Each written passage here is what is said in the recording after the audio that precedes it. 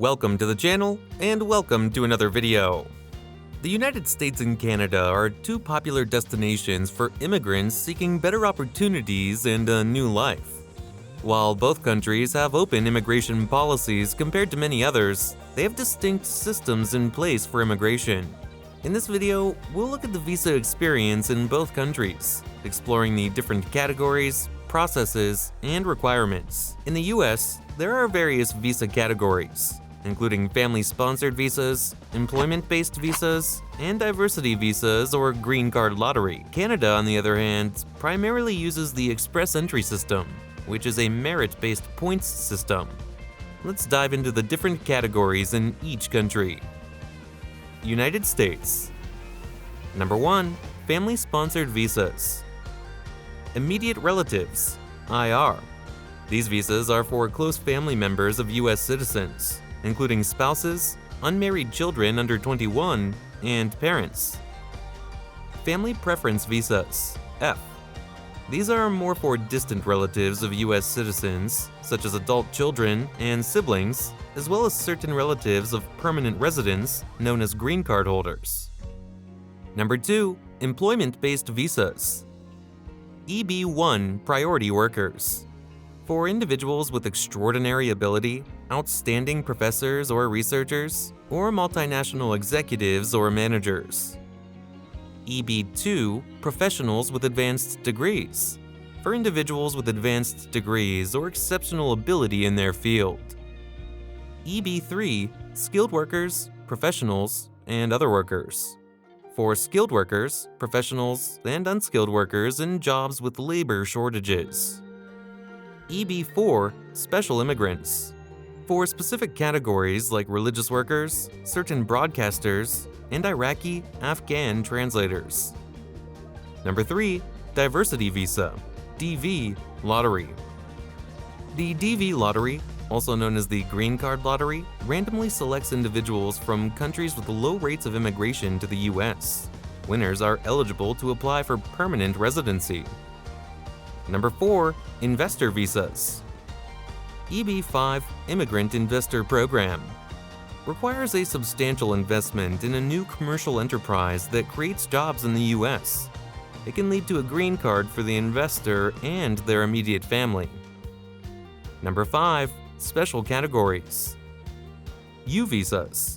For victims of certain crimes who have suffered mental or physical abuse and are willing to help law enforcement authorities investigate or prosecute the criminal activity. T visas. For victims of human trafficking who are in the U.S. as a result of trafficking. Number 6. Refugee and asylee status.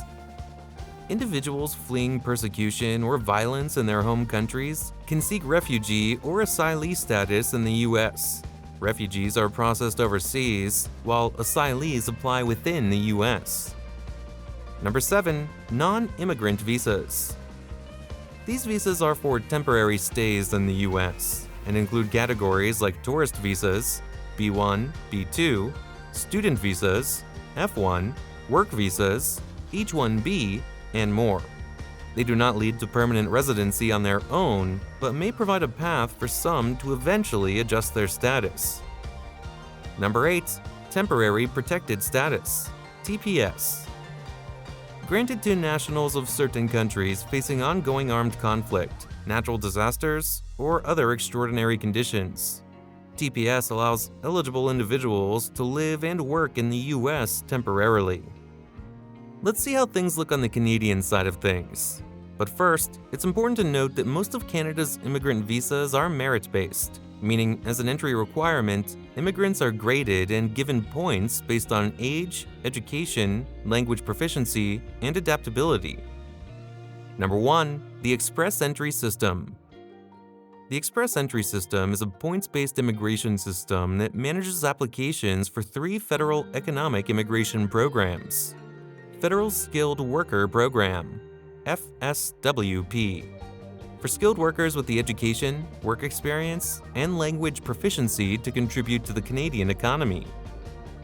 Federal Skilled Trades Program, FSTP. for individuals with experience in skilled trades and who meet specific eligibility criteria. Canadian Experience Class, CEC, for individuals with prior work or study experience in Canada. Applicants create an express entry profile, and points are awarded based on factors like age, education, work experience, language proficiency, English and/or French, and adaptability.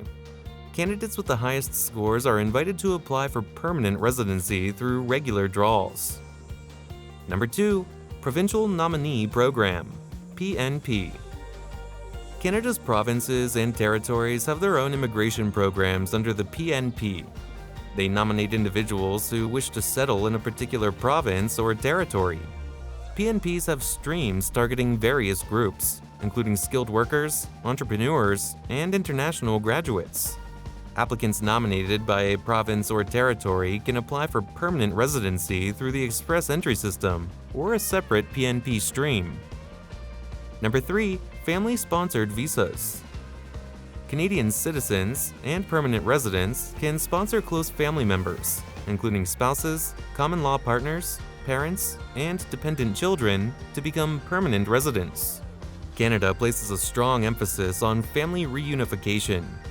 As such, Canada also provides a super visa where grandparents and parents of Canadian citizens and permanent residents can visit and stay in Canada for up to 5 years at a time. Number 4. Caregiver Program. The Caregiver Program allows caregivers, such as nannies and home caregivers, to apply for permanent residency after meeting specific requirements, including work experience and language proficiency. Number 5. Business and investor immigration. Canada offers several pathways for entrepreneurs and investors, including the Startup Visa Program and various provincial business immigration programs. These programs require individuals to make investments in Canadian businesses and create jobs.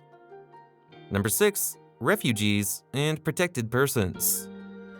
Canada provides a refuge to individuals who face persecution or have a well-founded fear of persecution in their home country. Refugees can apply for permanent residency after being granted protected person status. Number 7.